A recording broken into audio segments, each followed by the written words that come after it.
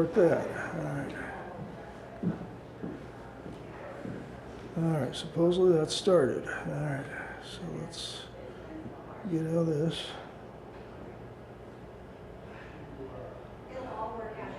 Yeah, that's what I want. Test.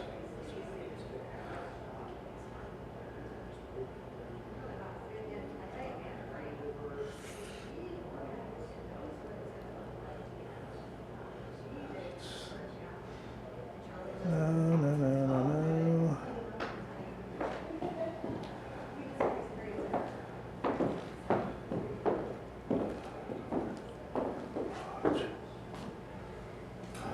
How we going? Well, if I can figure out which of these I put up here.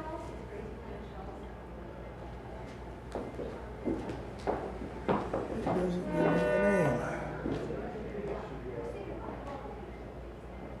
Okay, so let's see. It says that that one's live.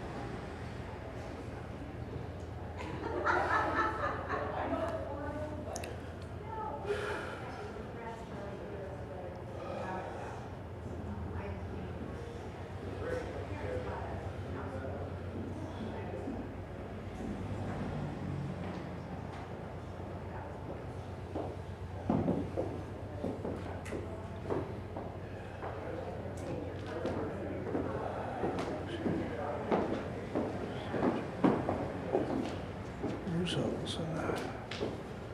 You want the one that's live, not that one, not that one.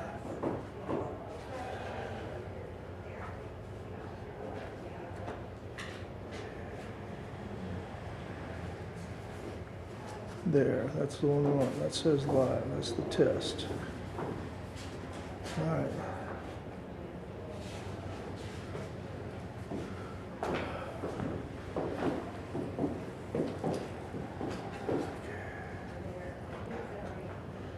All right, let's see here. So it's Marina LaunchTest01.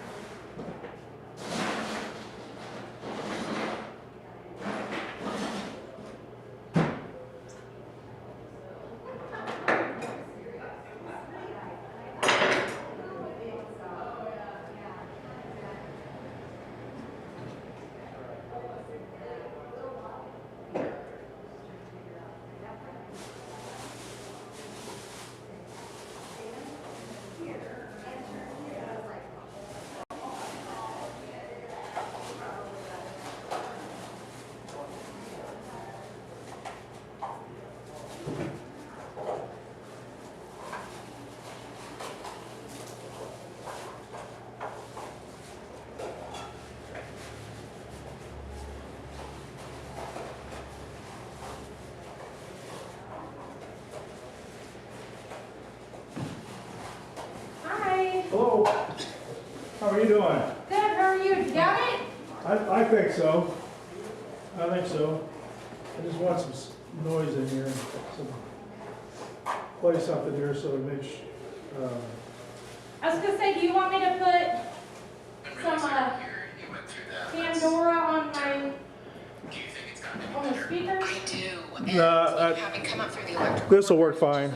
dominated union and industry, I have seen over time how women have risen up and learned more and exercised their power more by coming together, and the Me Too movement has really changed things so that now there's an awareness level of what's acceptable, what's not. You're the first female president of the AFL-CIO. I'm curious whether, not necessarily whether your gender gives you any advantage or any particular insight into solving these riddles, but I'm actually thinking about as more and more women come into leadership roles, especially at firms, women have the reputation for being more collaborative than men, for being a little bit less competitive or exploitive than men. At least there's some evidence in some experiments and some research. Do you think that more female leadership, whether it's in individual unions, whether it's in individual firms, may start to shift the dynamic toward a more collaborative relationship between firms and employees? I think it will help.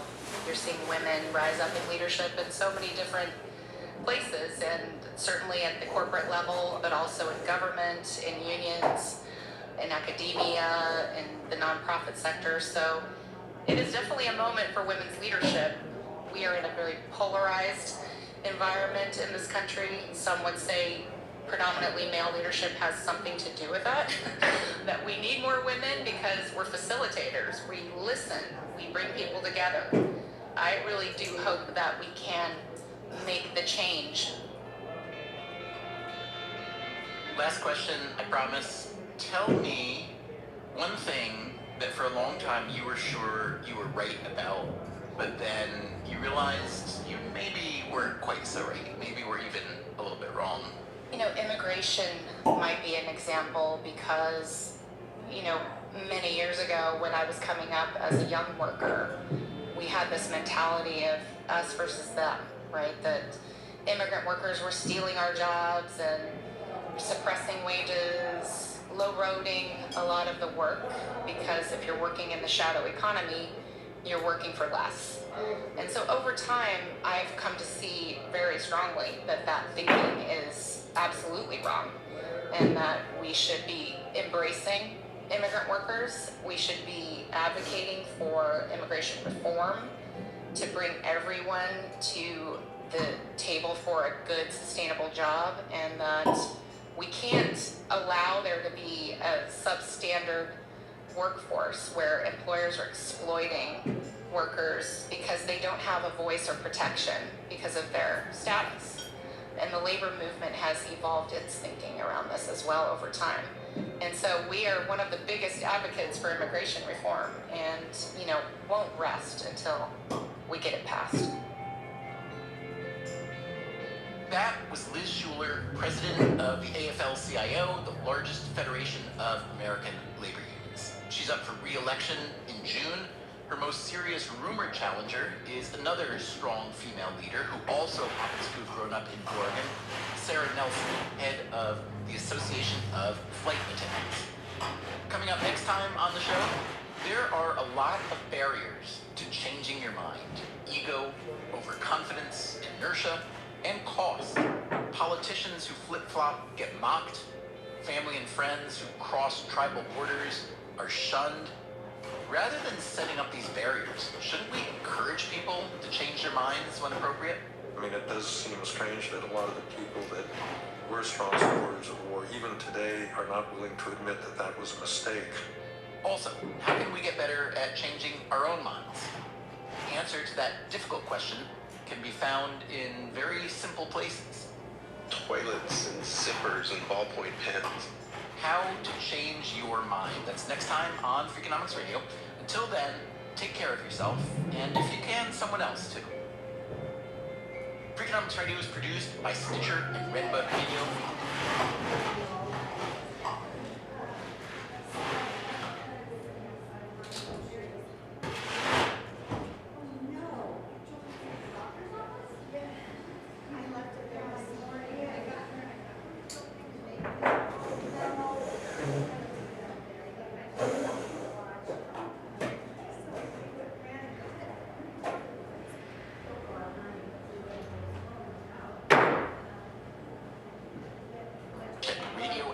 Freakonomics.com. This episode was produced by Zach Lipinski.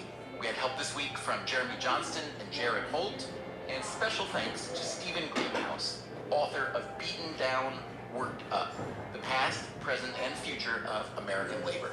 Our staff also includes Allison Craiglow, Greg Rippin, Gabriel Roth, Ryan Kelly, Mary Duke, Rebecca Lee Douglas, Morgan Levy, Julie Canford, Emma Terrell, Jasmine Klinger, Eleanor Osborne, Lyric Bowditch, Jacob Clementi, and Alina Cullman. Our theme song is Mr. Fortune by the Hitchhikers. All the other music was composed by Luis Guerra. You can get the entire archive of Freakonomics Radio on any podcast app. If you want to read a transcript or the show notes, go to Freakonomics.com. As always, thanks for listening. Shine, I it wanted wasn't to be supposed to Tokyo snow Rebels. like this. I know, and I gotta go shovel. I wanted to be gotta on find NPR, somebody. so Well, now you are.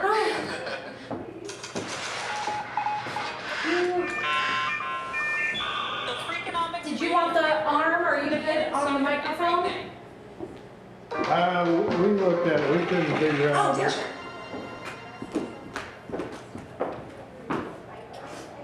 About 20 years ago, back when people were still flying with abandon, Virgin Atlantic launched its upper class with really cute salt and pepper shakers named Orville What way and would be Wilbur. the decent way? I don't It's wanna. It was, the way we tried to do it is was a no kick button. in the way.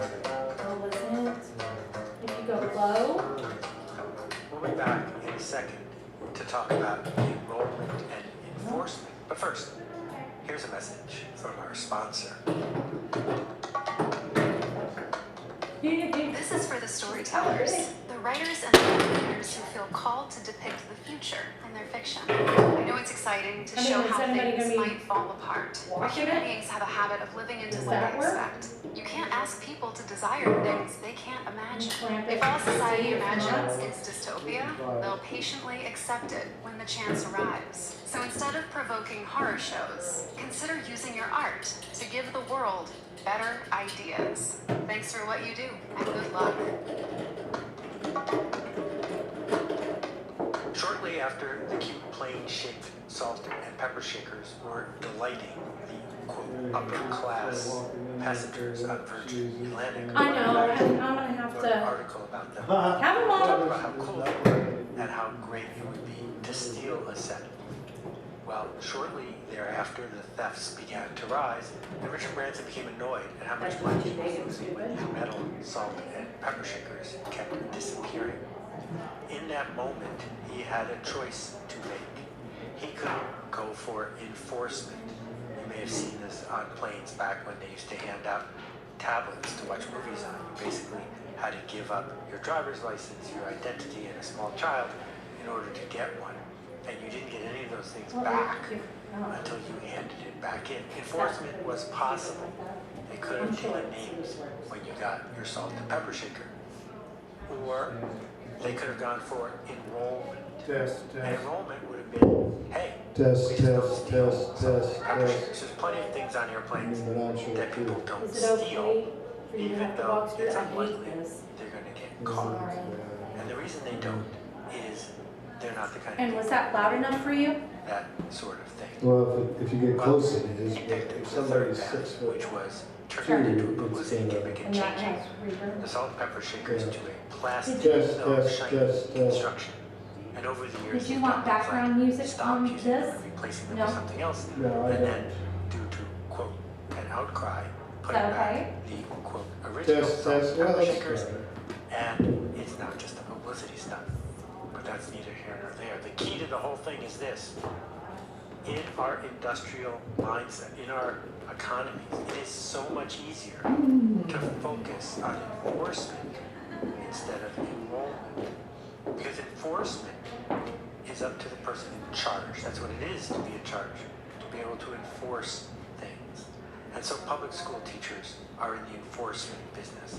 And maitre d's at restaurants enforce their policies. That enforcement Oh, wherever. is our instinct because it's something that is under Oh our my God, control. yeah. Whereas enrollment is never under our control.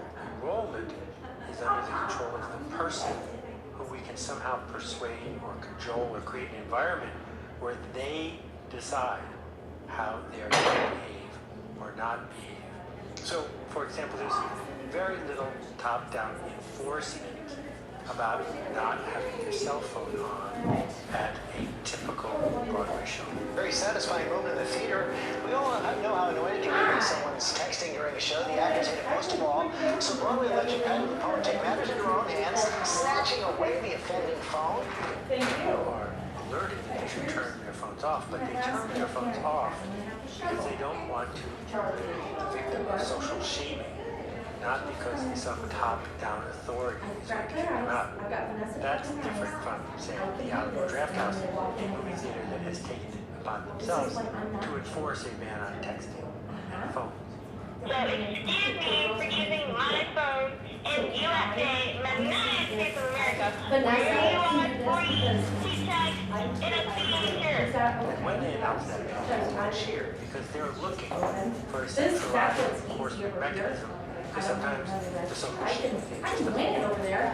All this came up because of this question from a hard-working public school teacher. Oh, here, I got it. Hi, Seth. Jeff Dickerson So I'm from gonna have to go Maryburg, attend to the Virginia. beginning. Do you want to I swing am things a over middle here? school teacher teaching And grade civics. then I can wing it over there. And I have And been Vanessa is there too. consuming everything you put out in the last decade or more. Oh, so this I'm not, super yeah, so grateful, I've got, like most people it's who, stuff up here. who are on One this by journey with you. And I guess I'm calling in today and maybe about enrollment because I do agree. Got that? Nice. Want to learn. It's a real challenge for me, and at the heart of my question is how do we get 13-year-olds to be enrolled when they exist within a compulsory system? They all know they have to go to school. They all feel I'm about gonna go school over the same there. way we all Do do. that, so we prep the bar. And I'm not good at it, but I'll question figure it out. about how to But this is get just pouring them to back shift here. their And the only thing I'm perspective gonna have to do is on tally course sheet learning for the wine, is is maybe I counted a the case of most each beer in my urgent cooler. question I can think So I'm of. gonna get a little tally sheet. Thankfully, I work in a district that is starting that shift towards a much more I feel terrible, and it's a half an hour, but I got Vanessa way too. of teaching and learning. And I'm grateful. And I, as an individual, maybe I tried long ago. In fact, I started as a teacher with that I got approach Bud Light, in mind. Nicole Jack. And they're on this side. And the key here is that, like, Okay. And Forest Lake. that and matters, and so I've got but it's Casey not Beach, enough. so that's why It's I'm like, not enough the Casey Beach.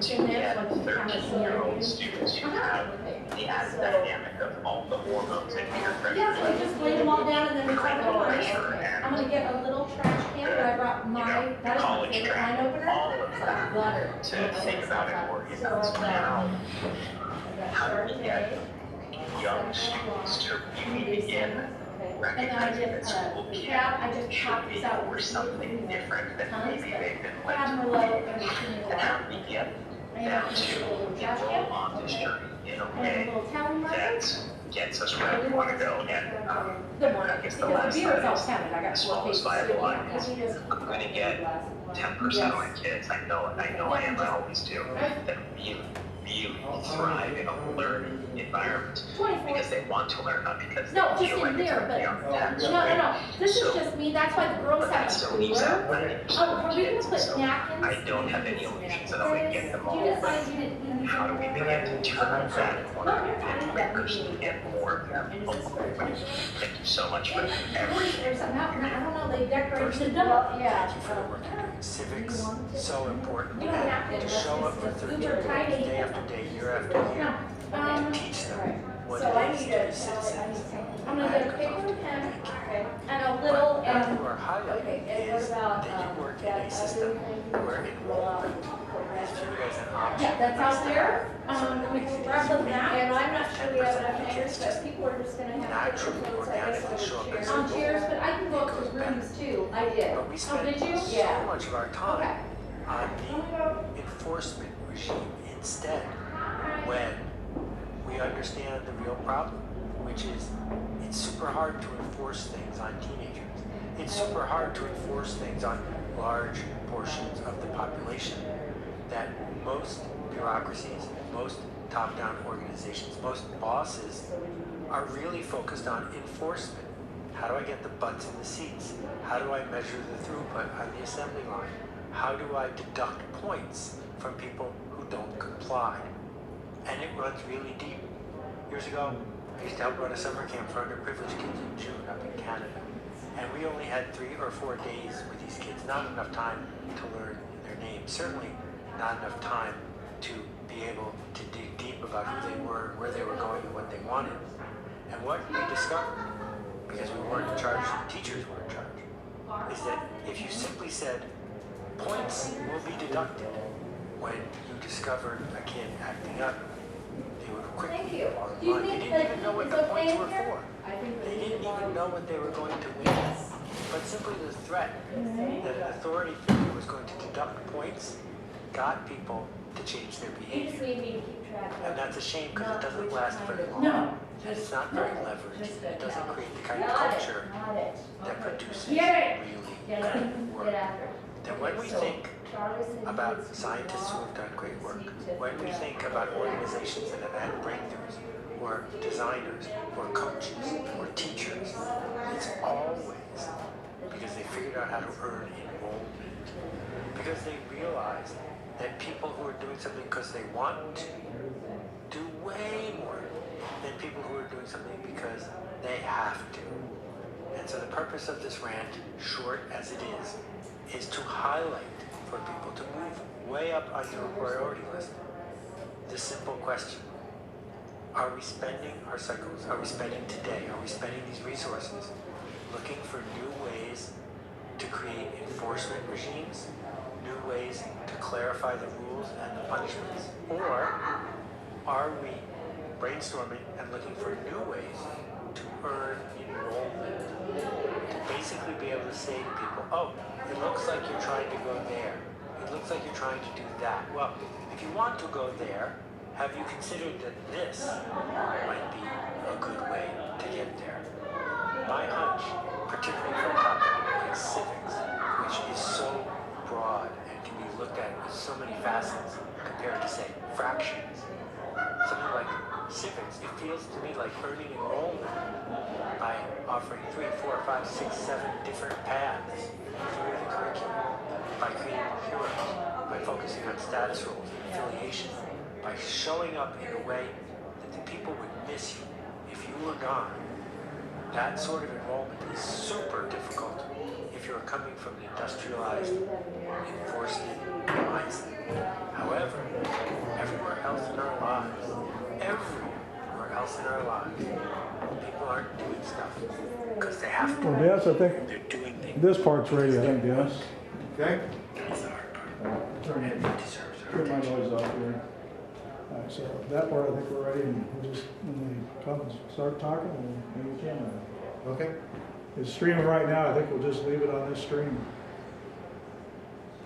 Get everything you need in here for that. Thank you, you didn't have to do that, thank you. Thank you, speaks volumes. Thank you very much. Always glad to work with you guys.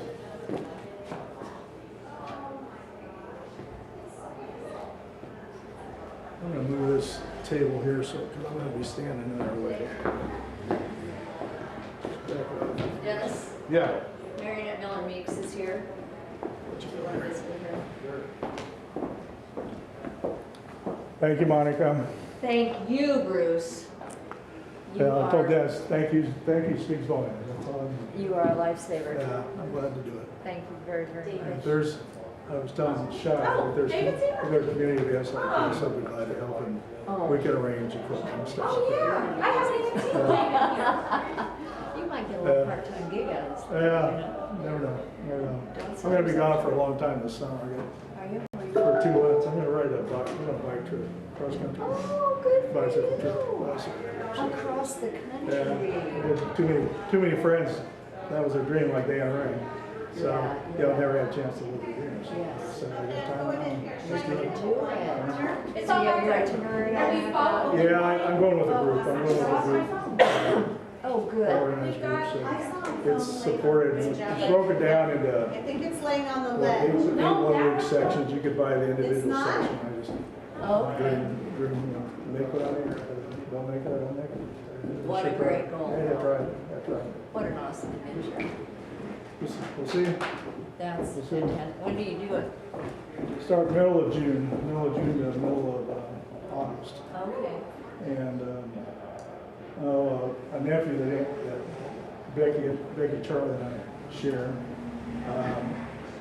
is in the Navy and lives out in, I was going to say Everett, Washington, but it's not, Anacortes, Okay, yeah. Washington State. Uh-huh. So the ride starts in Everett, which is about 60 miles from there. So I'm going to try to go out early and catch them for at least a couple of days. We went out last summer and we're with them for a week. Nice. So, yeah, It's so a we beautiful started. area. Yeah, it is. Oh, yes, Lynn, thank you for remembering that. I'll let you guys go. I know you got a whole lot of Okay. stuff Bruce, to do. you Thank know what? I am excited for you to go to I want to go to the Final Four. Oh, all right. You know, we used to get to go with Greg when Yeah. you guys know each other. Oh, I sure do. Yeah. How you doing, Mr. Powell? Good seeing you. Good seeing you. Good seeing you. I want to go so bad, but it's not going to work. I'll tell you, we started going, was it 2002 or 2003, the first weekend. And Diane has a brother that passed over in Indianapolis, so we started going. We went to Indianapolis the first year, and we've been over there a couple times. And then they moved it out of football stadium, which makes it a whole lot more fun. Only 18 or 20,000 instead of Where is 50. it then, Bruce? So one of the places that hosts the first weekend is Indianapolis. Another one is Milwaukee. So we were deciding between, I was deciding between Milwaukee, Indianapolis, decided between Indianapolis. But then they have those 4 extra teams that play over, and there's 4 more games that kind of are playing games that happen over in Dayton. So I decided, well, I've never been to that, so I decided the same week, I'm in Indy anyway, I'm going over there, so I got tickets to So 4 will days you be of gone basketball. all week then? Yeah, next Monday week. through Friday? Yeah, I'll be gone. Yeah, I'll be all gone next week. Gosh, where does that get us? Because, okay, you know,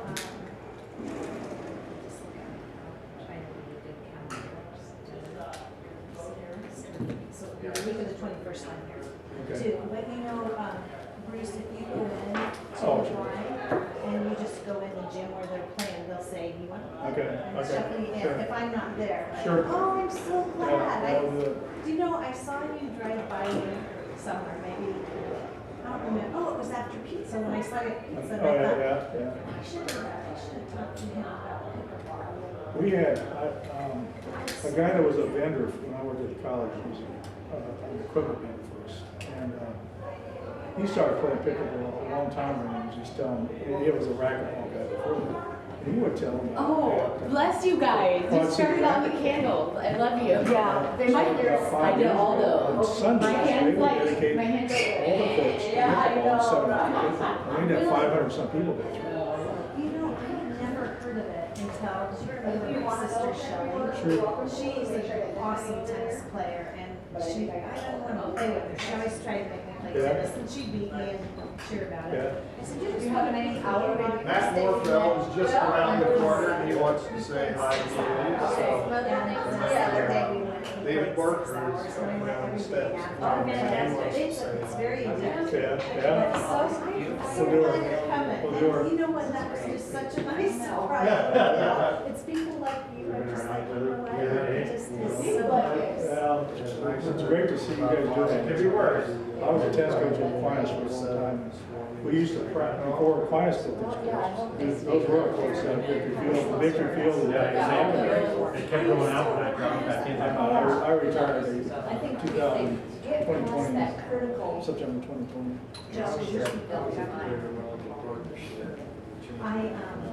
I initially thought we could go to go so bad.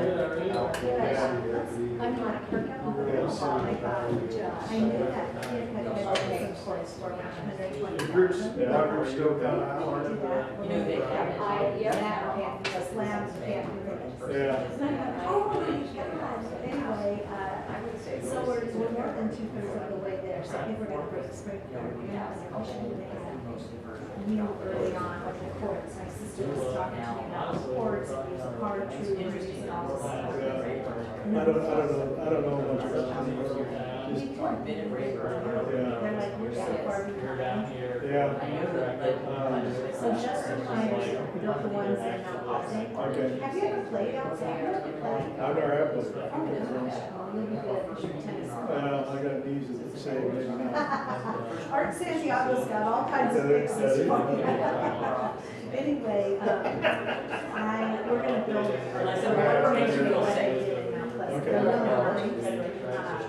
But anyway, Where are their courts? Courts out there? That East Park by the airport? no, surprisingly enough, they're in middle school.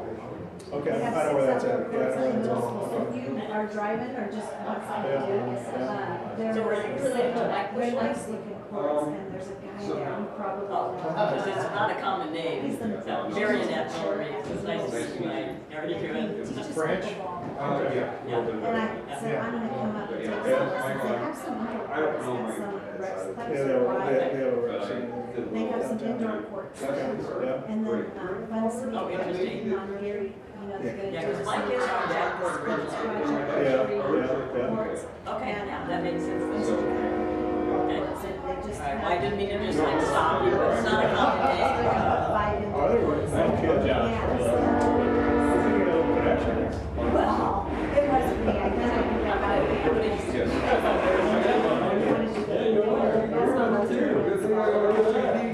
Sure. I said, I'm telling you, we go to Florida, drive by the court. I said, we would go by a pickleball court in Arizona. So I said, I want you to call me when you're out talking to uncles. It's bad. Yeah, it's cool. You know what, it's such a nice show. In Salt Lake, it was a good one. Play by yourself. And people are so nice. I went on and on. Yeah, Tell them that's good. Yeah, that's great. And you can just go and put it, so when I was in Florida by myself, Such a cool town. The river's awesome. Got the lake forward. to keep my mind going, and I was, you know, just put my paddle on, and I put my paddle on the rack, and the guy goes, oh, you should be playing on the other court. And I thought, like, I was there. And he goes, no, you should play on the other. So I was like, but some nights, they just kind of take you, especially when you're by yourself, they're really nice. Yeah. And there was a guy that was couple so months ago, and fabulous, they and I talked said, about gosh, all there's the a broadband stuff tournament, and and all he the was different probably, projects. he looked to be good, but I don't know. Yeah. Really good. And I said, you are so good. I said, check in tomorrow. Yeah. Do you want to play it? Yeah. He goes, he said, I was really good. I said, really? He goes, I just play whatever you tell me. Really? I didn't even You realize. talk about That's a Madison. game changer. I don't know, Glenn Graff, you know, Pleasant? Tell me that. 10 miles, Glenn Graff, Yes. G-R-A-F. So I'm president of him on Facebook, I don't Those get utilized And quite a so, bit he and his because wife I were in live Arizona. like, So he's got, cities I live, like, I don't know, probably been 3 weeks ago now, and they won some area of Exactly. Because I walk around Linda everywhere. He used to have insurance, HCC's office, political library. I always The library down Yeah. across from Boston. His, when he was an accountant, his office was right north. Okay. And he had his daughter Sarah. She's a heck of a woman. You know what? Actually, was talking back up in the dashboard office, saying there's emergency graduates. Let me back up, I apologize. I think it's 10 miles if you go here, there, and back. So five. That's still pretty But good. if you park at one end and you go all the way, you're committed to go to the other side. Exactly. Exactly.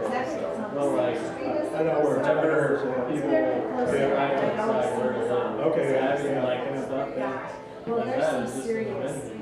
Like, I mean, it's fun to watch, I can watch it all day long, younger but person. it's good exercise, it's fun. Yeah. You gotta do something. Cool, we'll do it. You don't have anything to keep it. You just can't say, there's the river. You're doing the IT stuff? I'm doing something. And they don't make it back off. Dennis did all his own stuff. I remember. I'm just doing They broadcast edition. Yeah. So that was my role. Okay, so I got another. It's the Mississippi. Are you IT stuff? I grew up in this area, so I mean, it was, I crossed it 5, 6 times a day. It's like, it's fine. That's something that we have, it took my kids to wonderful world. It's so, you're really hard to dive off what you did, I'm gonna show you how to. Especially, oh, good. I didn't go. That's like, Bruce, I'm terrible, I'm trying to hire a young man to show me, like, I don't even know. I don't have a- I'm from Illinois originally, so I just decided that I never did see it. And I lived in Illinois until 2000. So, I get that. Yeah. But no, I wouldn't say about that. I don't know, it's not that. Charlie? Because there is still.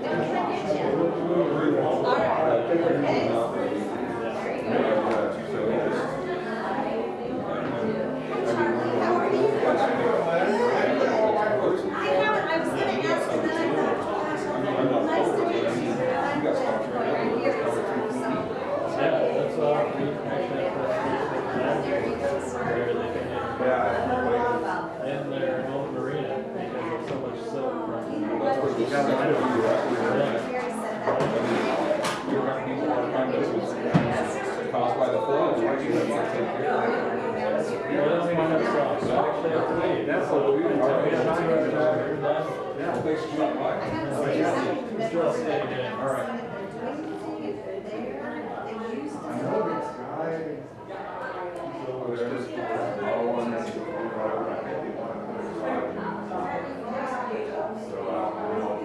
And it doesn't matter, it's rather like that. Okay, so just tally. Okay, do that. And I have the fast. Right there, so if we get a rush, we need to get any wine. I mean, within reason. I mean, I'm not changing my registration. I mean, short of that. Do not do that. I forgot an umbrella for a long event that she hasn't let me forget. Well, at least you always had the car full of gas. What did you buy, the balloons? I love the car. Yeah, I'm showing you here. Oh, thank you. Yeah. Yeah. probably an automatic timer. I can get it back up. I hope that means you've been here. Yes, we got a good tour today. Good. You know, a little bit. Baby steps. Yeah. Okay, there you go. All right, let's take a photo. Yes, yes, jump in. Okay. Cold, beer, wine. Okay, 3, 2, 1.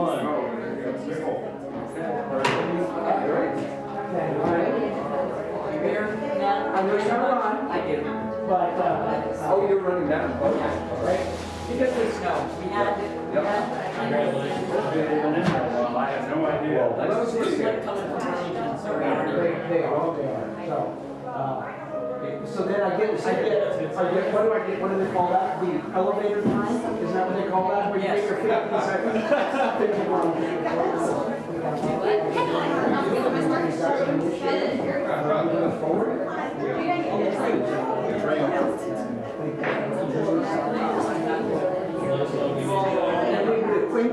yeah, of course, we all need money to leave for that.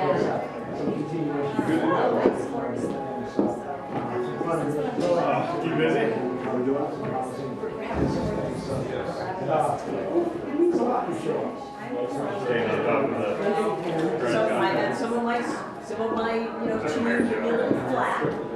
I don't say no. You can be the nice guy. For 2 minutes, they didn't know that you wanted to make the amount. You tell them one of the most motivated people are here, you're right. Serious. Okay, now, last thing, as you leave, yes, let me know what I can do for you. There'll be something, so. Okay. See you tomorrow? Yes. Yes. Well, it is. See you, Jeff. See you down.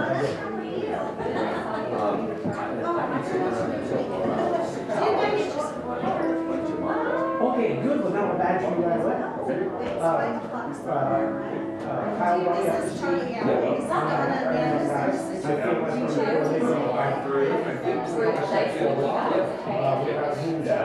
Yep, and we've got the, we had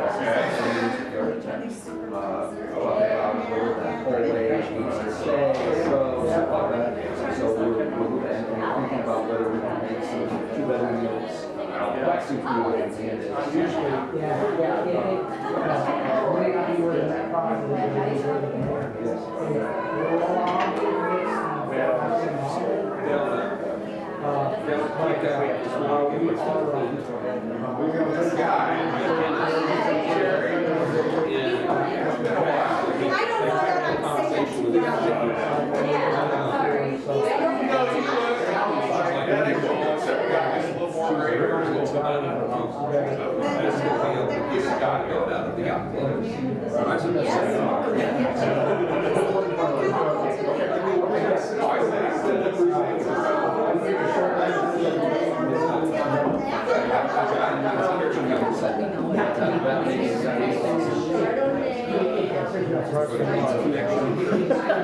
I'm kind of all caught up in this part of it, so thank you. Yeah, it's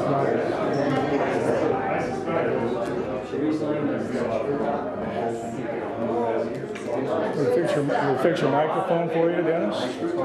Yeah, I think it's going to work.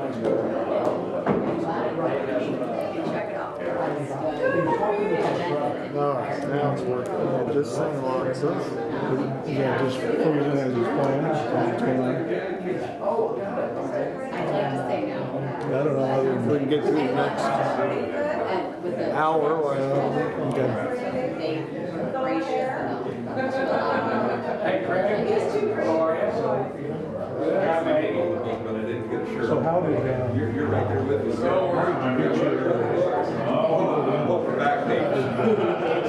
I'm working from a list of about 175 prospects. So we invite everybody who had come in at this point, and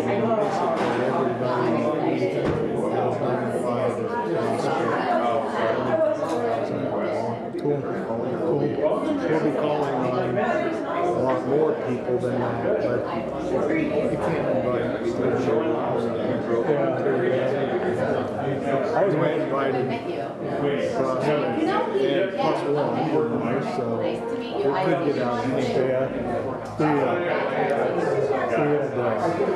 I bought a car one time, Fairfield. You know, this He's roped me into a lot of stuff so far. So, I bought a car one time in Fairfield, and this guy started talking where he's from, blah, blah, and he didn't go down here full time. And that's been 27 years ago. Yeah, so there's people from a distance. And there'll be boats coming. Oh, yeah. There'll be a lot of Burlington boats. The regional support for this stuff. That's what, sometimes you get so narrow focused and get your blinders on, and you only see it for Madison. We so far have big investments.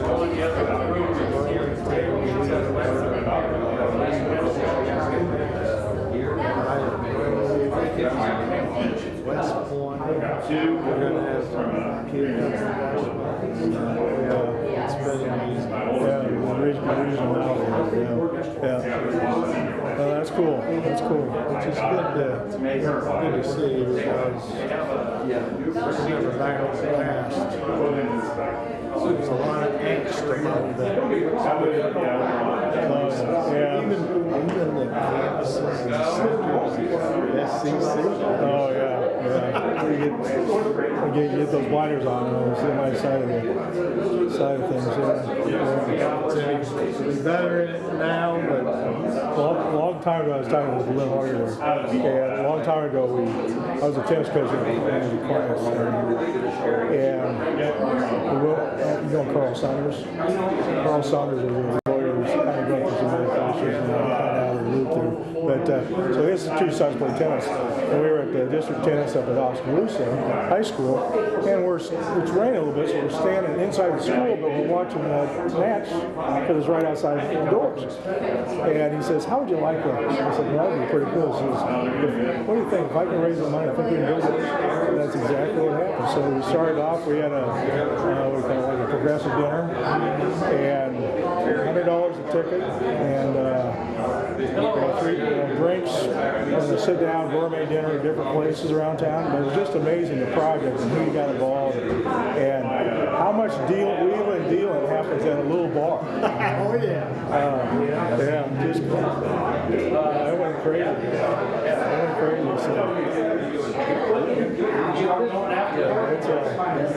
It's amazing.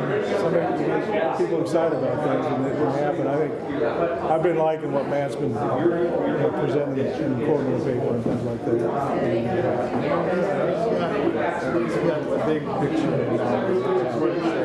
You gotta have vision. Even before you even have a plan, you gotta have a vision. Well, I better make. All right, let you go. We got this going.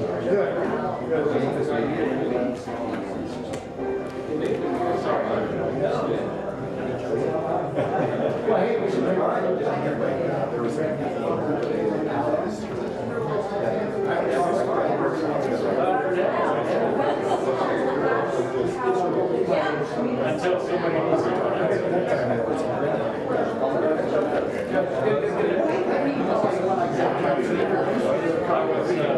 Hey, stranger. What's going on? You know, you probably got your Republican radar on, so you know.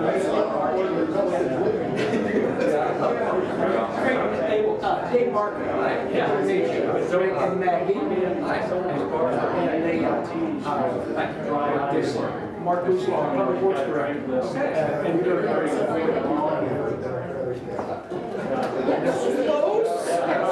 He's the head of your side. He's the head of your party on the state. I'm on the state. Yeah. So, he flies your flag. So. No, but him and his wife make fun because she's on my side. But in all fairness, we did make our policy because they're different.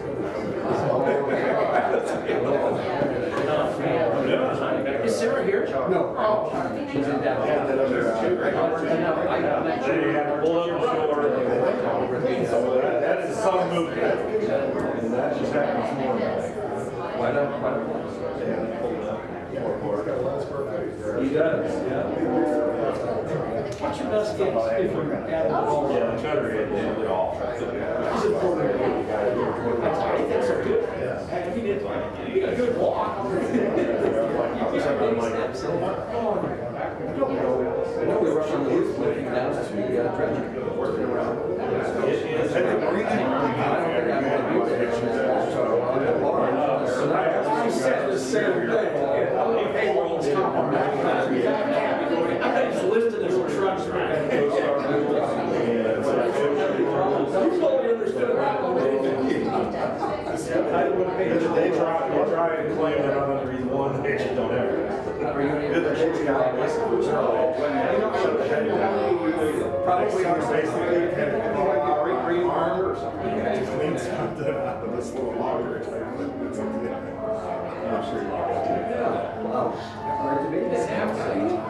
And you might be, so the dogs, finance, Mike's off. Yes, right. he's one that did the nice graphics for those videos. Yes, okay. Well, that's what I'm thinking, dogs. So what's the expectation date? And then it fell up with water.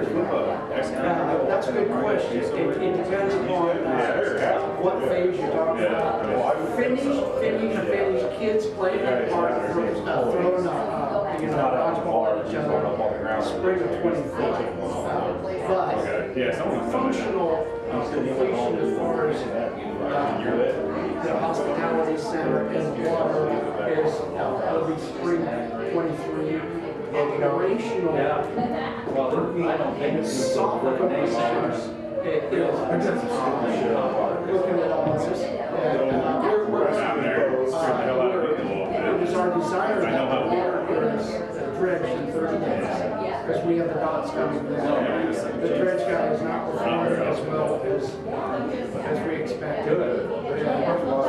We're kicking into an interesting boat. We will share that. I'm keeping it manageable. We're a couple of us. I wasn't always this way. I was the one getting launched. Like 6 foot 3 rollers and trying to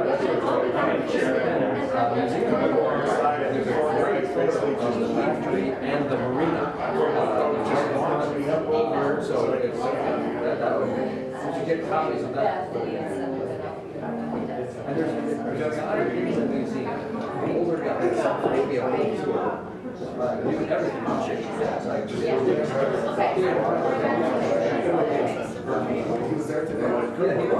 That was my baby today. Just there for a few minutes and there's the same Oh my God. Yes, he was.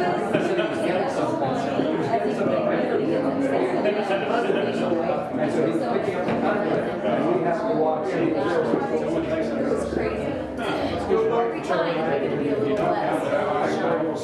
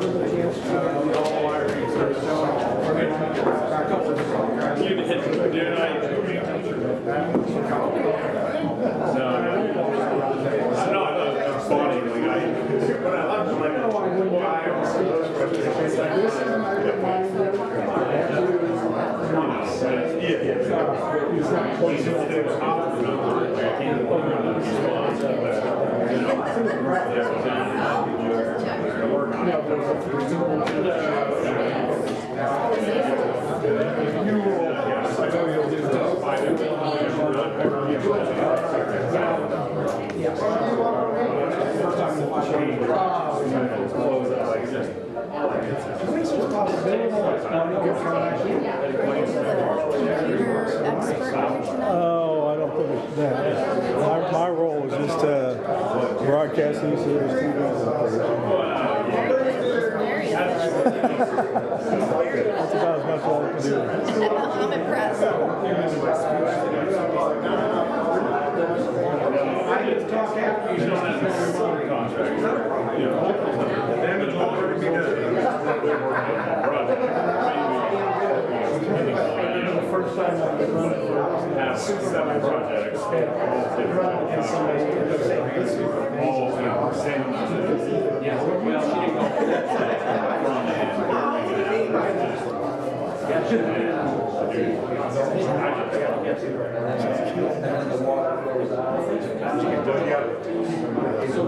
Lovely day. Coming from the farm, here's a philosophy. If you sit around Otherwise they're busy. get George done, nothing better. I know. Well, then you're welcome for this one. The winter in Iowa.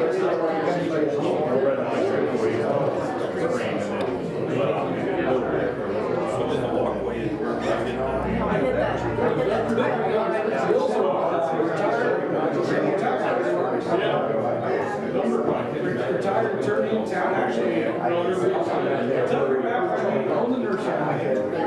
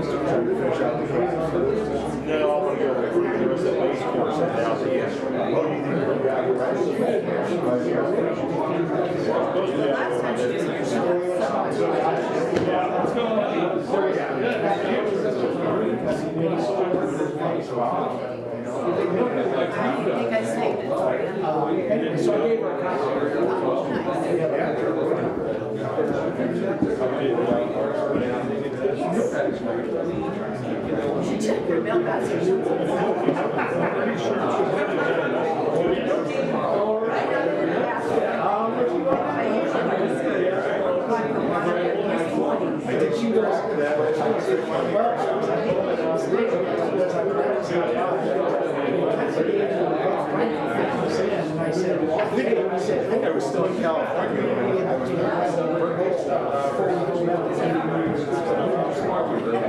Even if it's for 15 years. You forgot to tell her to open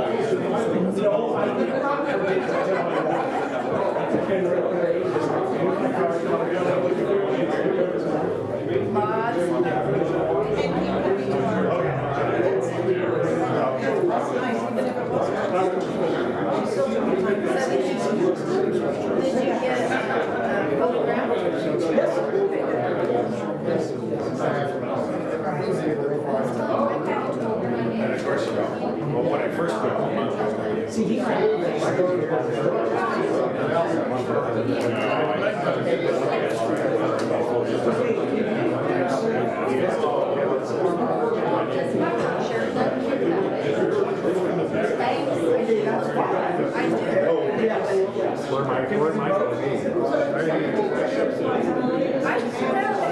Nobody will get to see you.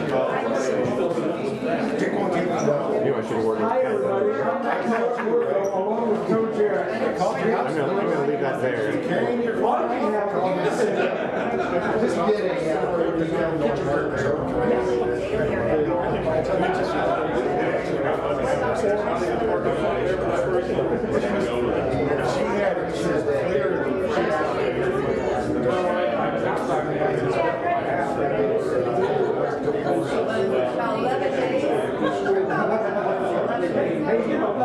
that's the modern license.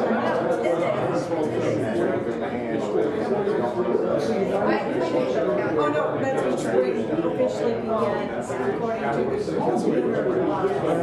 We keep a countdown. We Glad you can make it. it all depends. I mean, if it's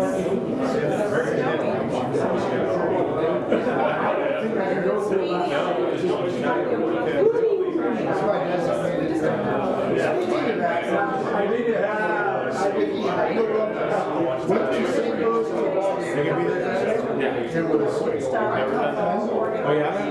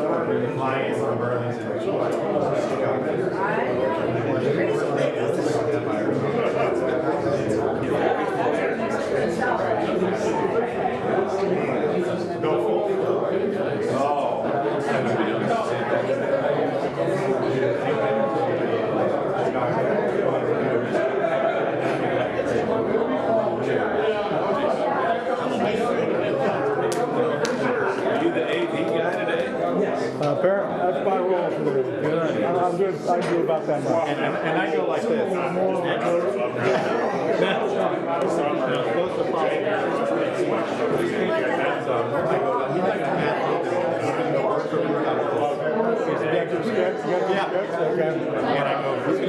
if he's going to go ad lib, he needs to give me a keyword that's in there somewhere that I can know. The magic word. I've seen you out riding your walking a little bit, walking on bluff. We're waiting to get that bike out. You going to get it out yet this spring? Oh, As soon as it warms up? I hope so. I saw you riding last year too. How many miles you put in? I got about 2,600 last year. I retired in October of 2020, so I have more time to do this. So. Yeah, it's good. You're looking good, man. What's your secret? I don't know. You just don't eat anything. No, I eat like a horse. I work out every morning. That's the key. Get my butt out of bed and go downstairs. Get it going. Get like hell. I gotta get it done. My kids. That's it. That's the toughest damn thing. How old are your kids now? 18 and 16. Oh my God. You got a full sprint. Yeah. They're getting stronger, but they have to still think I can take it. There you go. There you go. It's good to see you. So good seeing you, man.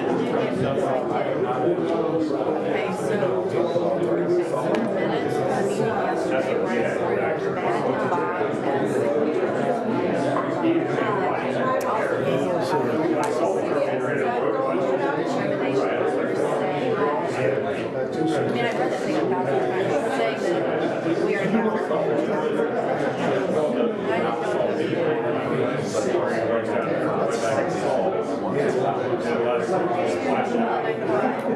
I know that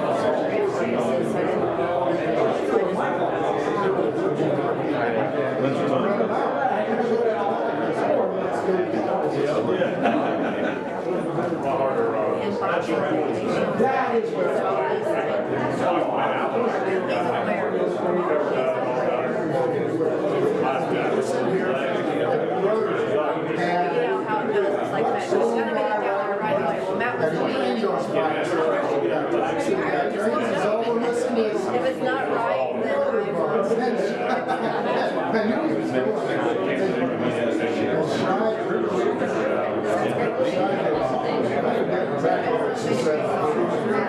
I got elbowed from Martin. He said,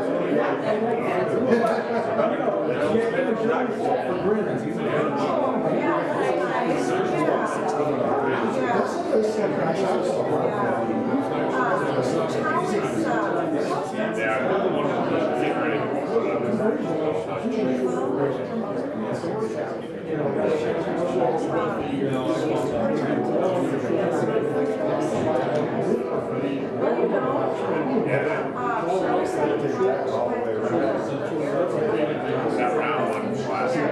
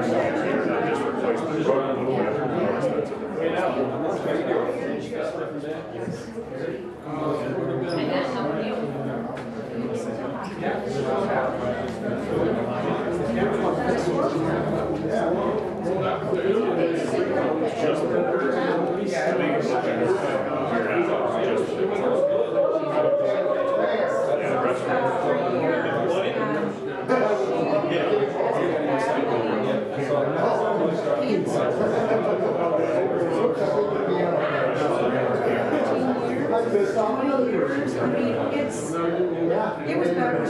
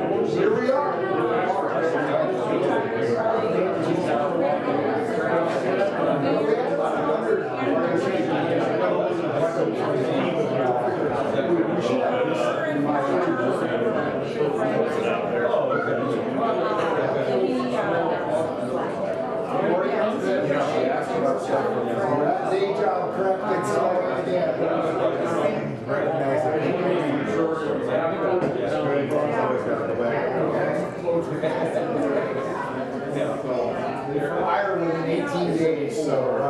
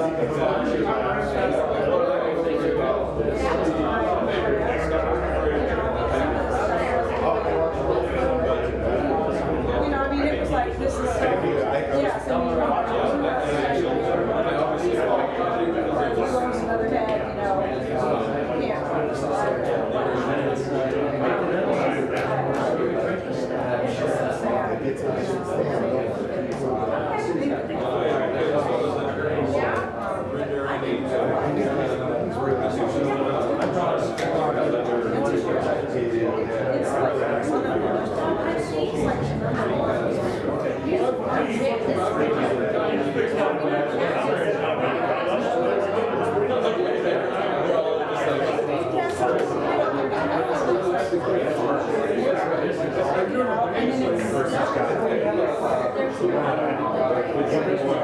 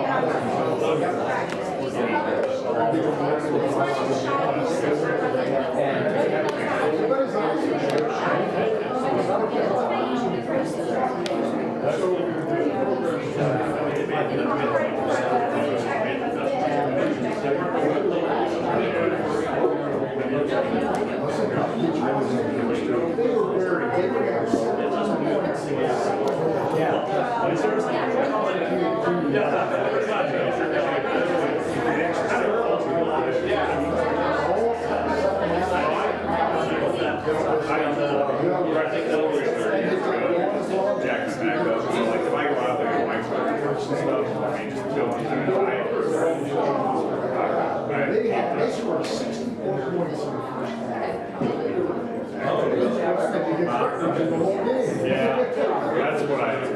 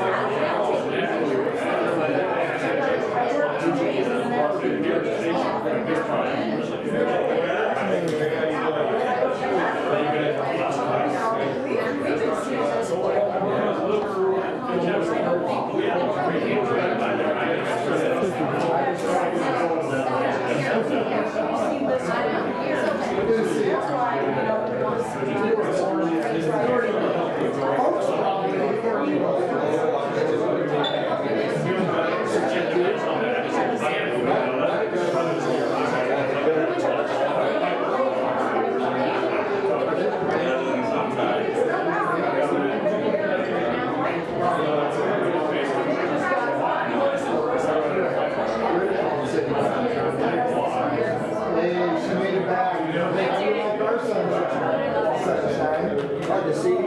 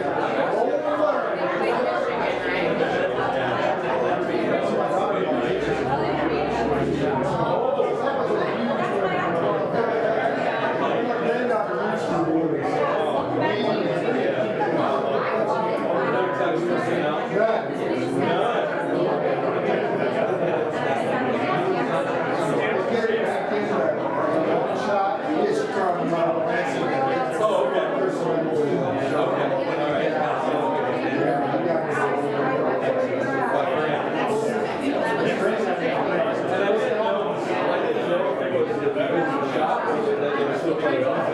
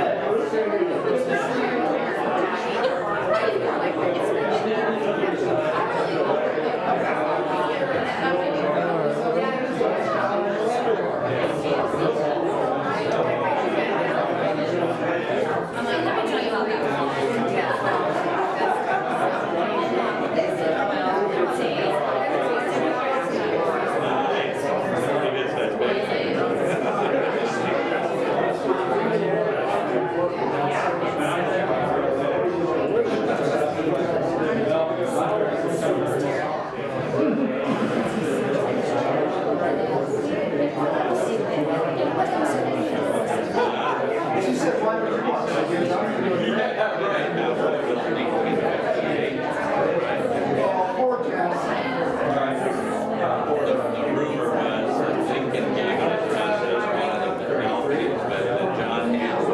Let us know if you can do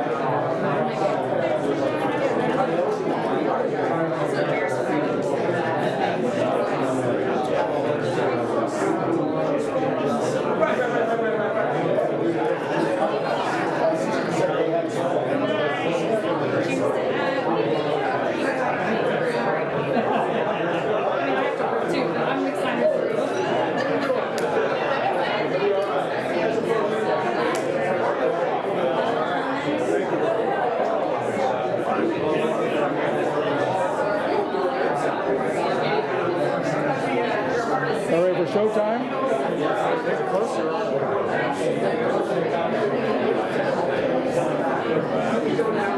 This is when you wish you said you'll start the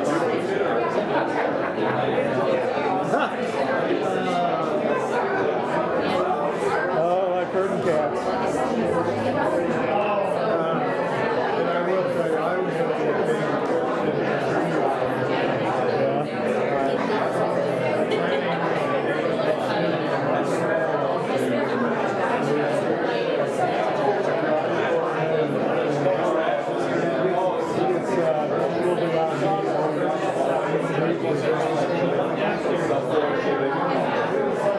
You guys are done presenting. Do you want me to just shut this down?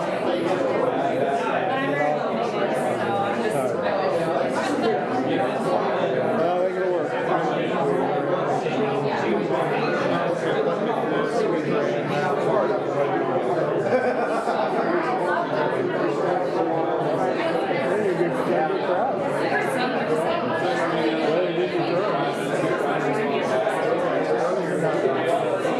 That's what I was thinking. What happens if you didn't like the two and arrow?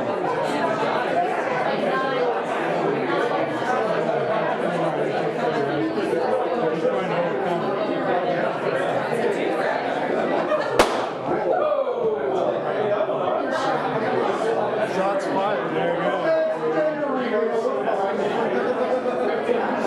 Another Warriors there. I haven't seen that in a while. What's the balloon? It's a gender reveal.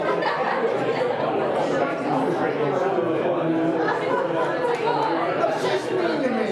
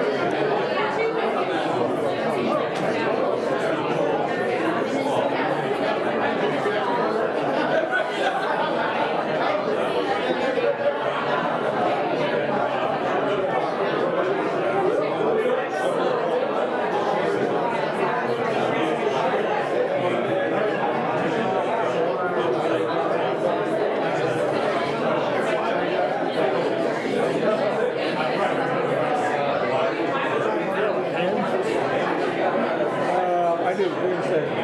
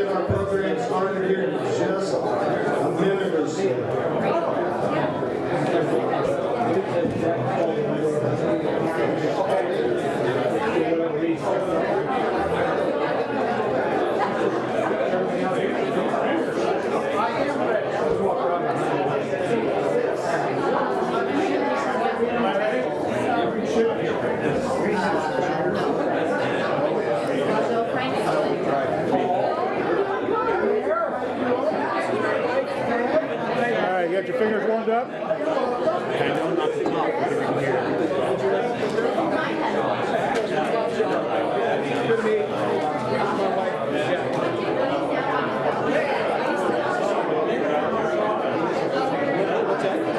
That was my first meeting.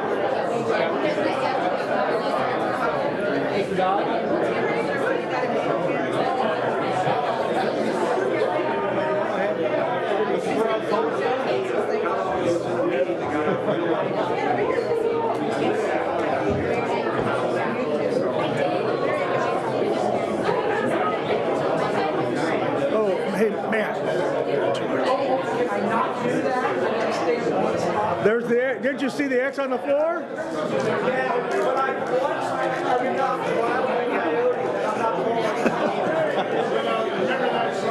I need you where you're at. Am I good? Yeah.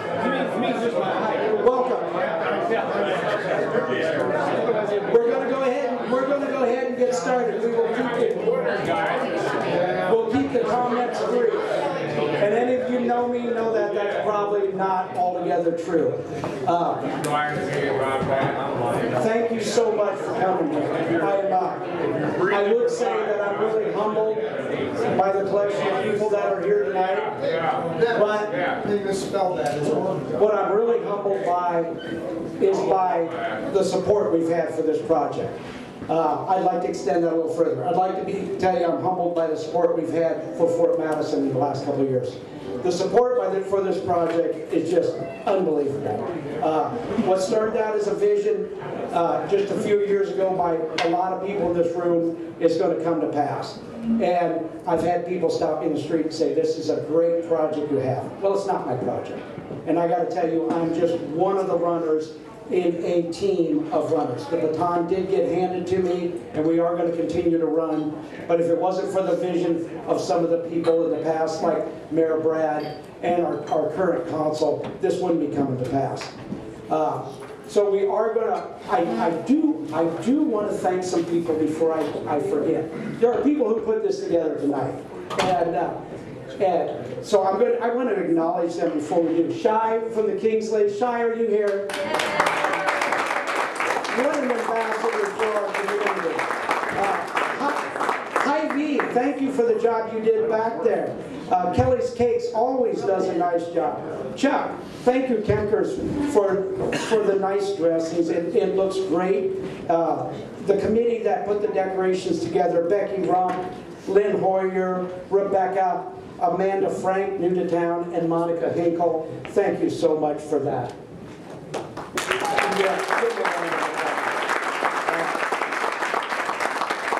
Scott Printing, thank you for what you printed for us tonight. Mississippi Valley for your embroidering, we thank that. Haley Ramatowski, you sounded great out there. Thank you for doing that. And our own Bruce over here who is telling me where I have to stand so that I am on being recorded. With that, we are here tonight to celebrate our ongoing successes for this project. We are at a point where this is starting to come together. All of you are seeing what we're seeing down there. We're seeing the dredging. We're seeing the river wall going in. You'll see the docks coming in. But we are very specifically here talking about where we're at on the project and where we're at on the community investing in the project. So that's an important milestone. And I'd like to start, and we are going to click through a few slides here, and we're going to start talking. I'd like to give a quick overview of the project for the people, and hopefully you get a chance to see some of this, or it might be streaming out there. Tim, walk me through some of this, if you can. Do you want me to go to the overview? That's my next slide, my overview. You go back one for me, would you? You're going to ask me to do that? Hit the back. It should just be, okay. So, where do we start from? We started from a marina that was end of life. A marina that on Google was an embarrassment. A marina that we couldn't get people into to visit us even if they wanted to. A marina that Kara had to have people get on the front of the boat so that they wouldn't get stuck in the mud. Her words, not mine. And so, what do? Fort Madison is blessed with a riverfront like only a handful of people have in the country. I have said this in many different conversations. If Iowa City could buy our riverfront, they would. It's not for sale. But yet, here we were using it like this.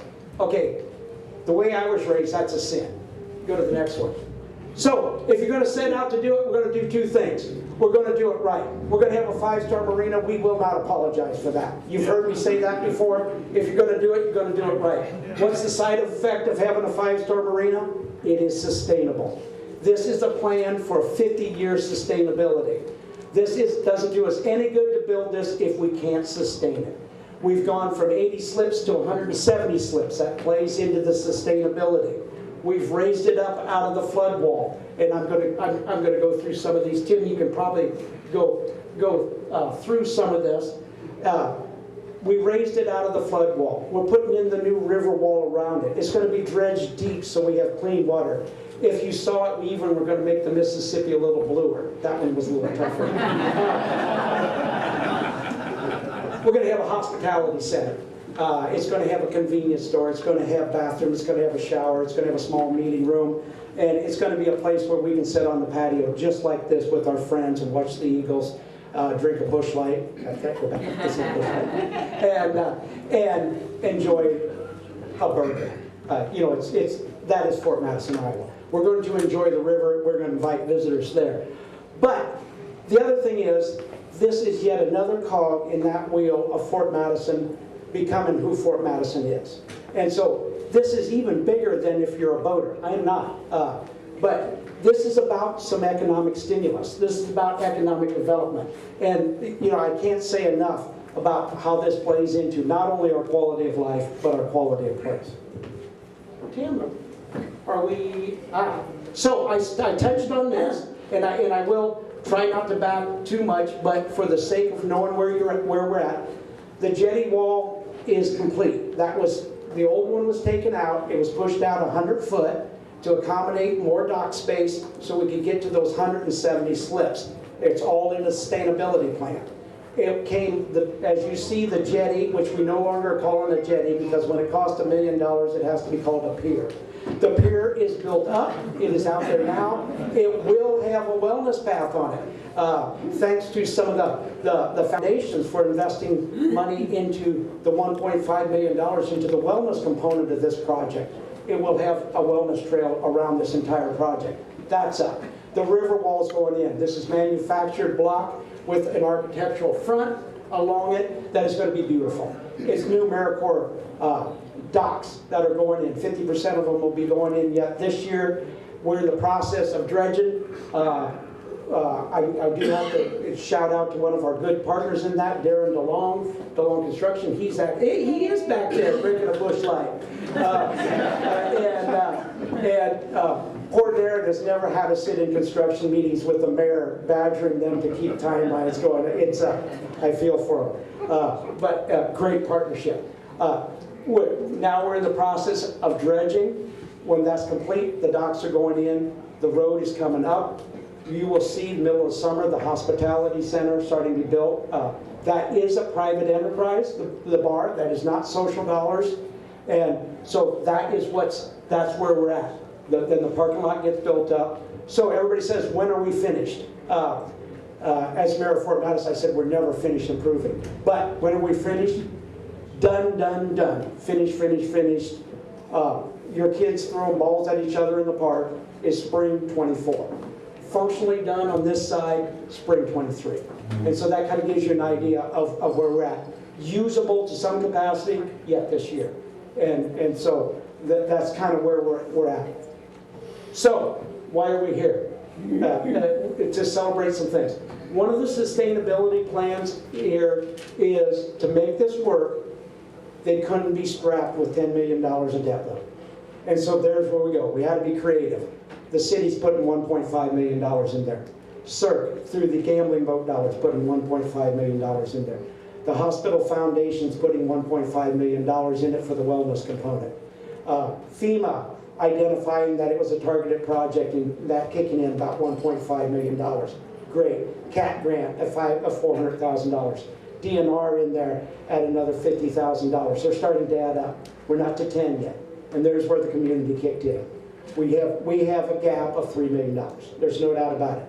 And when we went into a capital campaign with $3 million out of our little community, big hill to climb.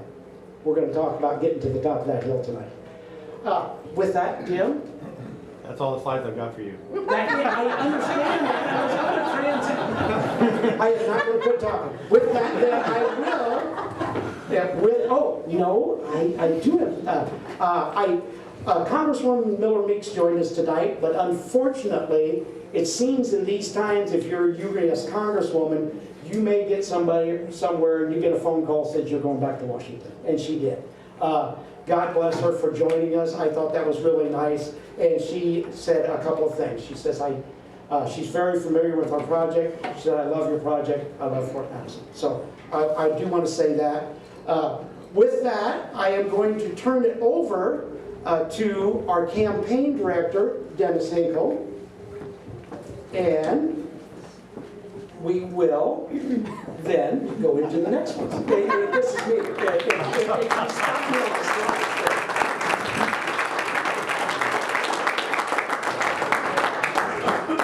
Thanks, Matt. Behind every successful capital campaign is the foundation of great volunteer leadership. My wife and I travel across the country and do projects like this in many locations, and it's just always true that it takes great leadership among the volunteers in the community to get a project to complete successfully. This Marina campaign leadership group is phenomenal.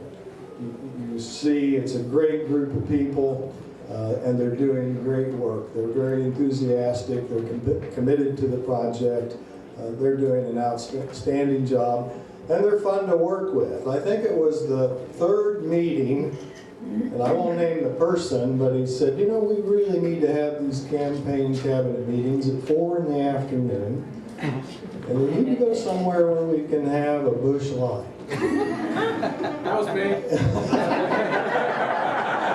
And so we've been doing that, and they're fun, and we're doing some really great work at those meetings as well. I want to quickly name them. Matt Moorfeld and Larry Smith are our co-chairs, just doing an outstanding job. And then we have Charlie Allen, Emily Benjamin, Rebecca Boker, Mike Culbertson, Lynn Hoyer, Bob Huffman, Chuck Kempker, Pat McCrabb, Michael Moorfeld, Matt Morris, Becky Rump, Dennis Frazee and Tim Gobble are ex officio members and very important to the process as well. So let's give them all a big hand.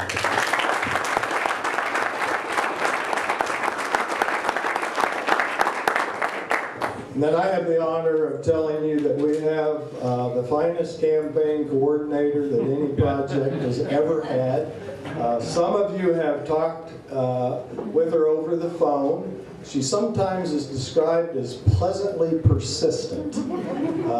She will call you till you agree to a meeting. So, you know, if you're getting those messages left, just go ahead and call her back because she's not going to quit. So, all right. Thank you, Monica, for all that you have done. The campaign is going very well.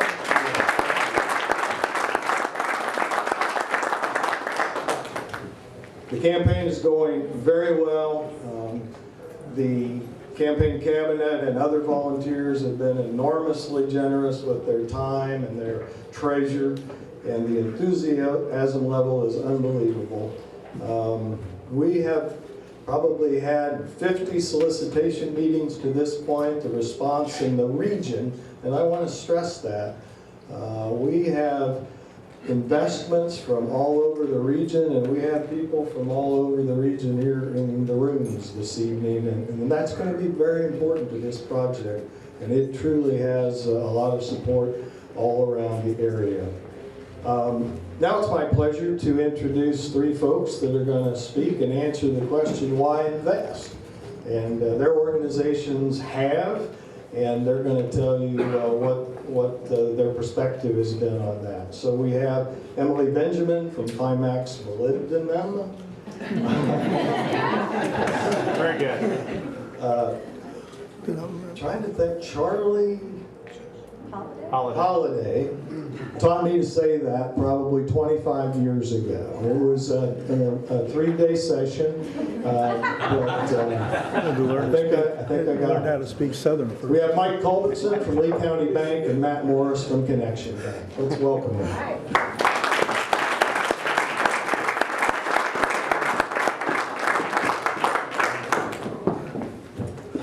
Well, hello. As Jenna said, I am Emily Benjamin. I'm with Climax Molybdenum. We are a subsidiary of Freeport McMoran. And to spare you from the 3-day session, I will tell you that one of our main priorities is investing in the communities where we operate. So when Mayor Moorfeld called me a little over a year ago to discuss this project, I was a little hesitant as I told him that we are really strategic with our social investments. We are focused really heavily in workforce development, economic development, and leadership and capacity development.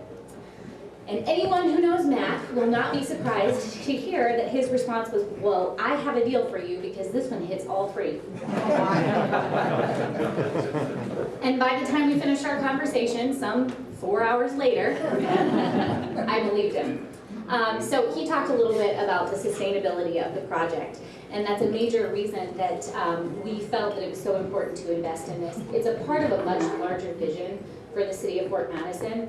I think if you look around at the way that our downtown is looking this year compared to 5 years ago, you can see that vision is starting to really take shape and take form.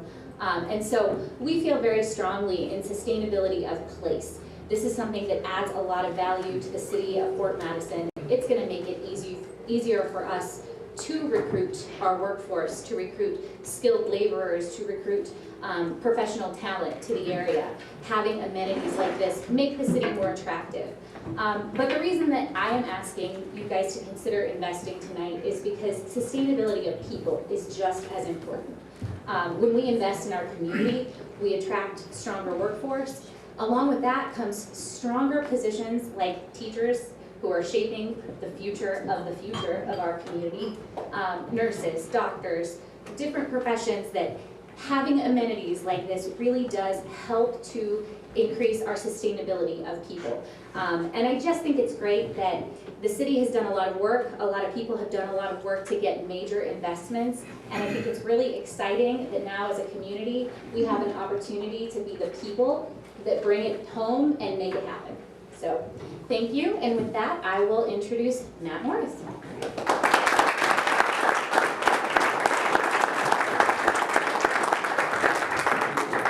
Ditto. Okay.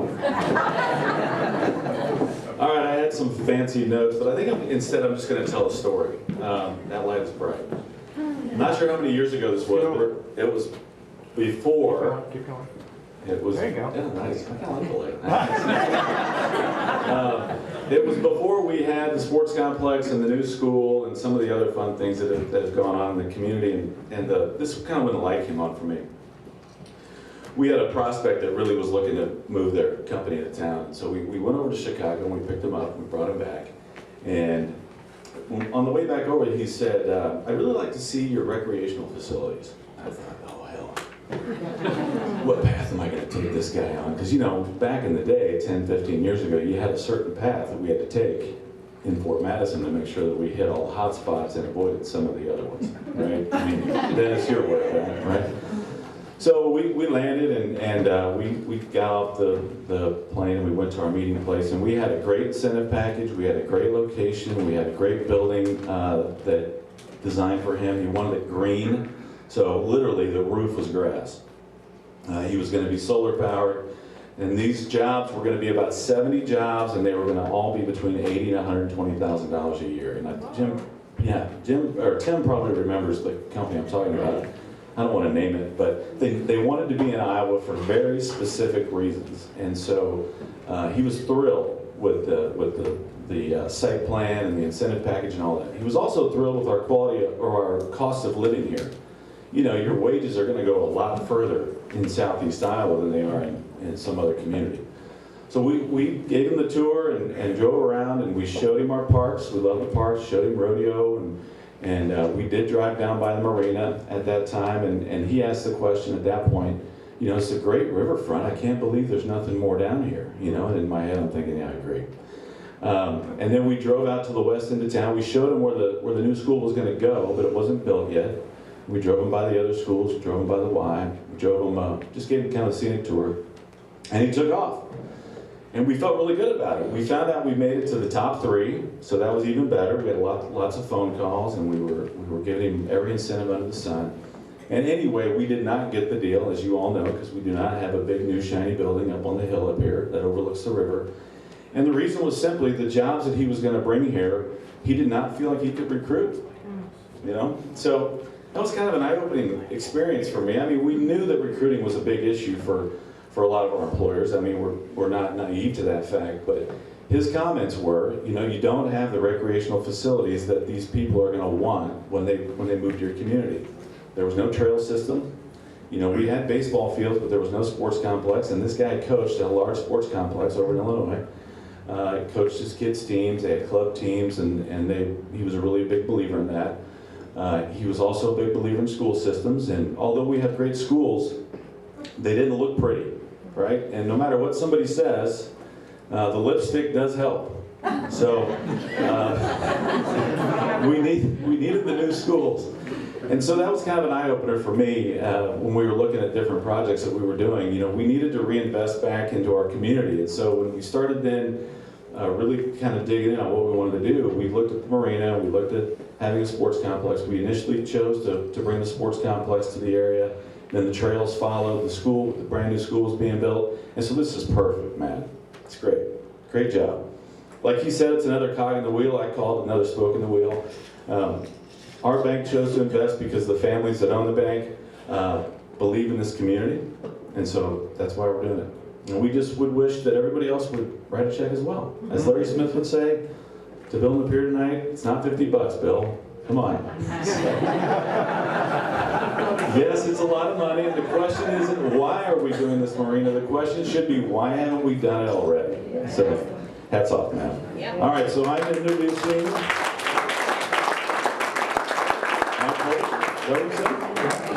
Mr. Wright, another community banker. Thanks, Matt. Hey, is this your phone? Yep. I'll go play.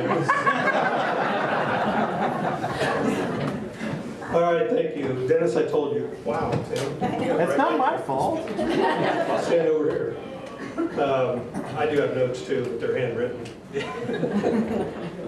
I do not like public speaking, but when you have a project that you're kind of passionate about in Fort Madison, Iowa, the only time I left was to go to college. I come from a fairly large family. I'm number 6 of 8. And I was the first Culbertson to go to college. So I grew up on the river. I didn't have a boat back when I was a kid. My parents didn't have a boat. I had a lot of friends whose parents had boats. My brothers both had boats. We used to go duck hunting and fishing and do all the fun stuff. So I bought a boat when I was like a junior in high school because I had to have a boat. The problem was you couldn't keep it at the marina because back then they had a waiting list. And it was an extensive waiting list back then. And as Mayor Moorfield said earlier, those docks and everything were not in the best shape way back then. What you're looking at with this project, they're going to be state of the art, first class. So I would put my boat in the water, and I would always have to put it in at Willow Patch. And we'd leave our boats down there. We'd come back in after hunting, and we'd just roll them up on logs and tie them up to the shoreline. And the next morning, you'd go back and jump in them and go. So when college came around, I decided it's time to sell the boat because I had to pay for college on my own. And so I did. I got rid of my boat.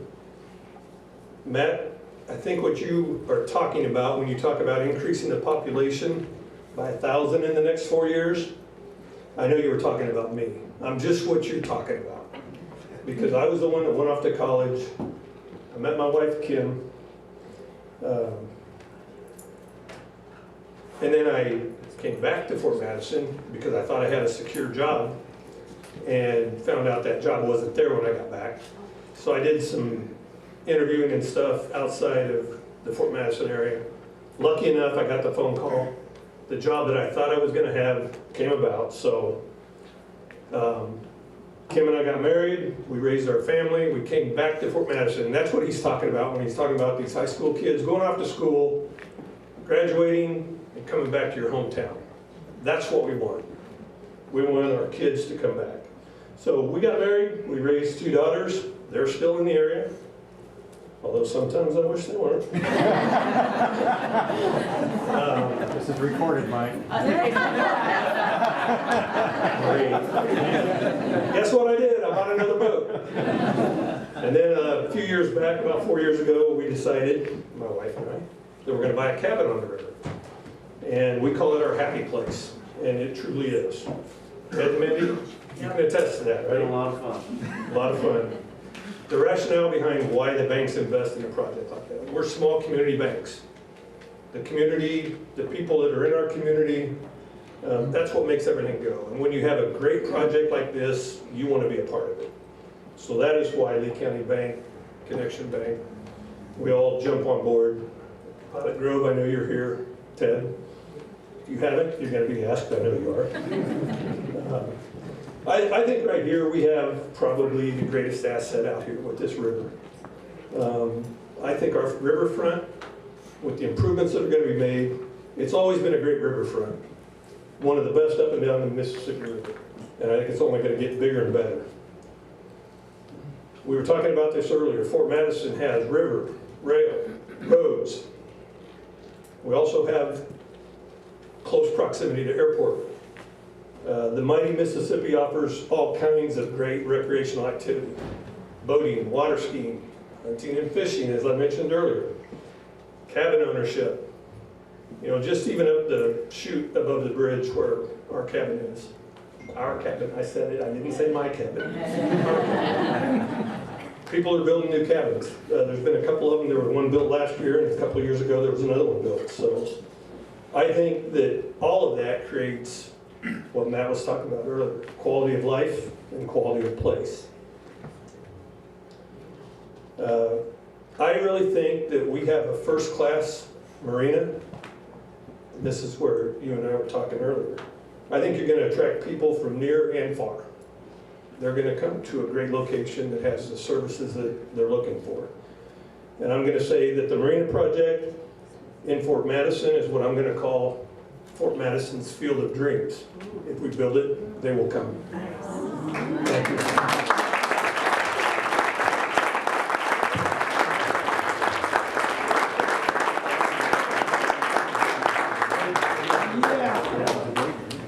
I can't believe I got through all 3 of them without getting abused about something. Wow. Thank you, everybody, for those comments. There is another side of this we talked about, and that's the economic impact. When we started this project, as I do with a lot of projects, or even if I'm going to lunch, as Dennis and I did this week, is I called Dennis Frazee, Director of Lee County Economic Development Group. A great organization. And the things I want to point out here is I'm going to have Dennis talk to you about the economic impact of this project beyond boating, and about how regional it is. With that, Lee County Economic Development Director, Dennis Frazee.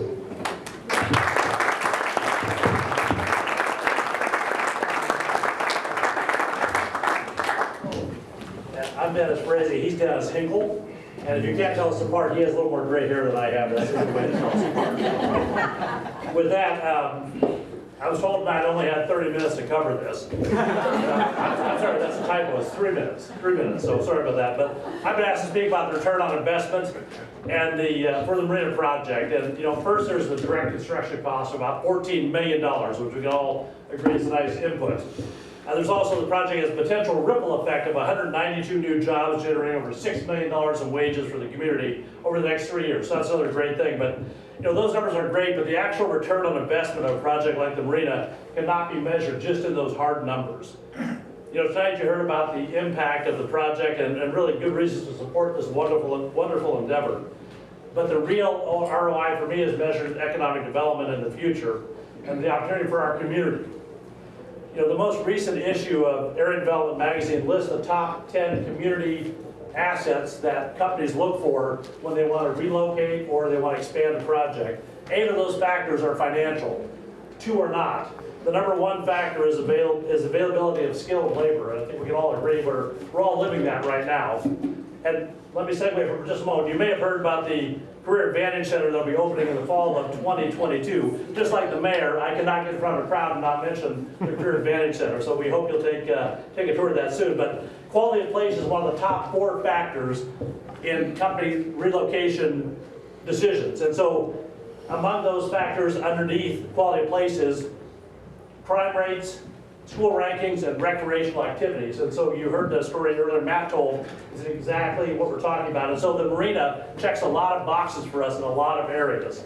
But let me put the importance of the marina project in real terms for you. How does that actually connect to our community? So the past several years, our Scott's facility, they closed a facility in Pearl, Mississippi, and 81 people lost their jobs. ConAgra closed a facility in Newport, Tennessee, and 350 people lost their jobs. Now for us, that was a win. We added 131 jobs to Lee County and over $40 million in local investment. But the downside of that equation is our bag wrap facility closed and 104 people lost their jobs. So 2 out of the 3 last decisions have gone our way in economic development, so that's great. And I can tell you that there are discussions going on right now at a corporate level all across America about location, expansion plans, or where do we close plants. And those conversations are happening about Lee County facilities as well. But I can just tell you in the history of Lee County, there's never been more opportunity for our existing facilities to expand. And the dollar amounts that are being talked about would take your breath away. I mean, it is an unbelievable amount of energy out there for these companies to expand their facilities if we can hit the right targets. And we won't get all those expansion projects, but the marina is absolutely a great selling tool for us. But in order to win those battles, we have to reverse a couple things. One is our population decline. And we have to increase our the availability of skilled labor. And I don't know if I mentioned that there's a career center opening in the fall of 2022. But we also have to dramatically increase our quality of place. So Fort Madison, since the 1960s, has lost 4,900 residents, give or take, about 33% of our population. This last census, we lost 6% again, about 800 people.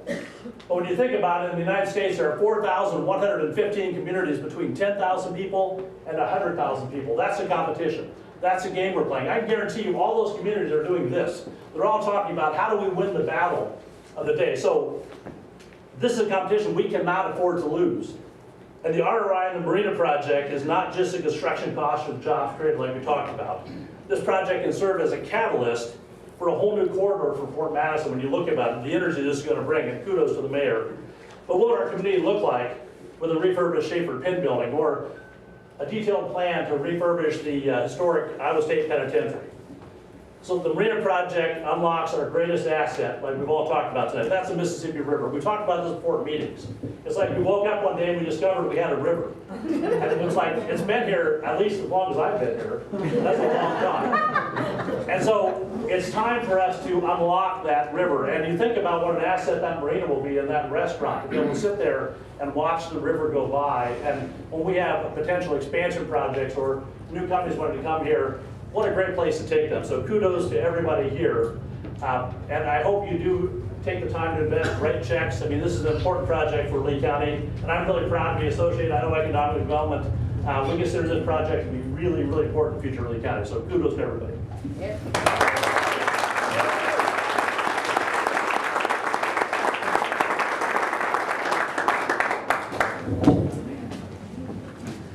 We have one more asset we haven't talked about. And at this time, I'm actually going to take a second, and that's our people. And we're highlighting that through 2 honorary chairs on this cabinet. One of those couples is Jim and Linda Byer. They love this community. They love the river. As a young business person, a lot of you have heard me say it before, I would have situations, Jim Byer would talk to me and say, I've done that.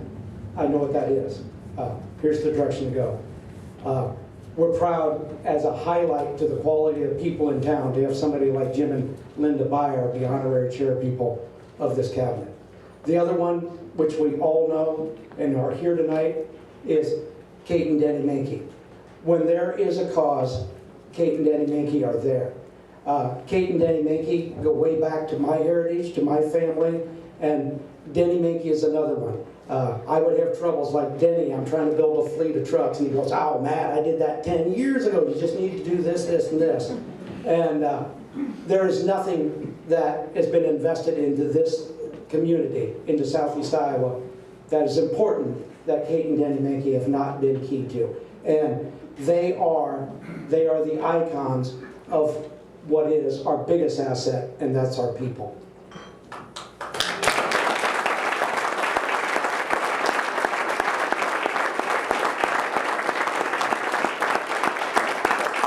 I'm almost done talking. You don't have to talk to that. Yeah, right. Here we go. I do not know what's coming on the board right now, but we're going to talk about total project. Okay, this does not include, I call it the hospitality center, the bar and grill. So, total project, this number I probably do know, Tim. And what our total number roughly is that $9.7 million. And as I said before, keep in mind when our group first sat at the table, that number, we had 0.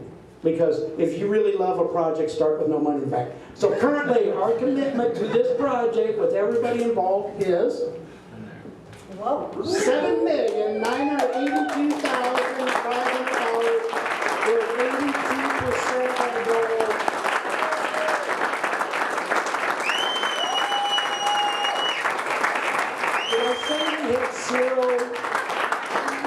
Did I say we had 0 14 months ago? 1.6 million of that already has come out of this room. Do we still have a little ways to go? Do we still have 18%? Yes, we do. We will get there. Thank you, everybody, so much for your kind words and your investment.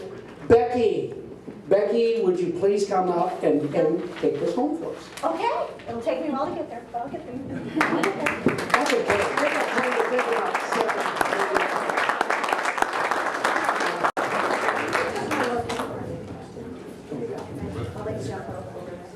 Or dance. It's a good dancer. Hello, everyone. Thank you so much for coming tonight, honestly. I mean, a weather like this, you could have stayed home and snuggled and just had a lovely evening with your dinner and your family and friends. But I am Becky Rump, and I am a proud native of this dot on the map we call Fort Madison, Iowa, right? We're a dot on the map. My husband, Charlie Rump, was just 5 years old in 1959 when his grandmother and his uncle and his dad decided to build a cabin down near Montrose. And they purchased the very first, we think, fiberglass ski boat that had been sold in this area. And it was a little 18-foot runabout ski boat called a Glass Magic. And due to the ongoing care and diligence of Charlie, we continue to be able to let the little Glass Magic ply the waters of Pool 19. Oh my. It's the truth. 63 years later. Wow. Yeah, and thanks to the foresight, planning, and efforts of the people in this room and all the people that have worked out there in the marina that probably aren't in this room at the moment, she will continue to be able to put in and out of that marina, but it'll be a brand new Fort Madison Riverview Marina. So that is so very cool. And along with those new dock amenities, all of us locals and our visitors will get to enjoy all of the riverfront amenities, including that incredible wellness walking path at my new hip that's a week and a day old. We'll get a really great chance to enjoy, and along with the fishing, now known as pier, a fishing pier, not a jetty, and the lovely new venue that we can all gather at to eat and socialize and drink. And Charlie and I can't wait, because one of the things we absolutely love to do is go down to the river and watch the birds and just enjoy life there. So, if you have already made an investment, I hope you know how much you are appreciated. It's really an incredible thing. And you continue to serve, you can continue to serve as an ambassador for this project if you'll continue to talk about it to people that you know, businesses that you know around the region and this community, and encourage them to invest as well. And for those of you who have not yet decided or have not yet committed to make an investment, we just invite you to join us in this transformational project. You've heard about it. It's going to change the lives not only of us, but for generations to come. So, to all of you, whether you've given or not, Makes no difference, because when the marina is finished, we hope you will come and join us with your presence and simply know that your support has made all of the difference. And together, we're going to make Fort Madison one of the most exciting, attractive dots on the Mississippi River map. And it's going to be enjoyed now, and as I said, for generations to come. And if you like the shirts that the cabinet members have been wearing, Mississippi Valley Embroidery did do those for us, and you too can go down there and order your own. And I'd also like to say that the clamshells that are on these tables, you might have looked at them and said, you know, what are those? Those are Mississippi clamshells. Those are from the river. They were collected over the last 2 years by me and my family members and friends and cleaned up, and that's what they used to make buttons out of. But please take them home. They are a souvenir of this event, and I've been trying to figure out what we were going to do with them anyway. So, enjoy them, enjoy them. Please take them home. Also, please stick around, enjoy the great food, the libations, and all of your company. It's really important that you're here. We're so glad you're here. Do drive safely. But if you have any questions about the project, please talk to anybody with one of these shirts on, or Dennis and Monica, or anyone that seems to look like they might know, and we'll be happy to answer your questions. So thank you, thank you, thank you.